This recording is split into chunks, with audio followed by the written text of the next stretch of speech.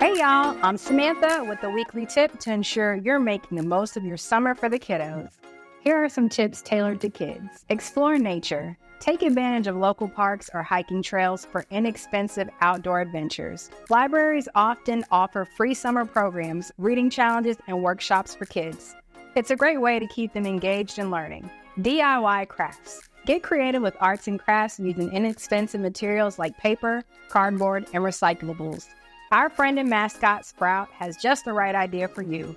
Backyard camping. Pitch a tent in the backyard for a mini camping experience. It's low cost and still provides the fun of sleeping under the stars. Community events. Look for free community events such as outdoor movie nights, concerts, or festivals. Summer can be a time of slowdown for your kids. Check out our engaging financial wellness program, BizKids, to ensure your student has a great financial foundation. Find these tips and more at mycentric.org.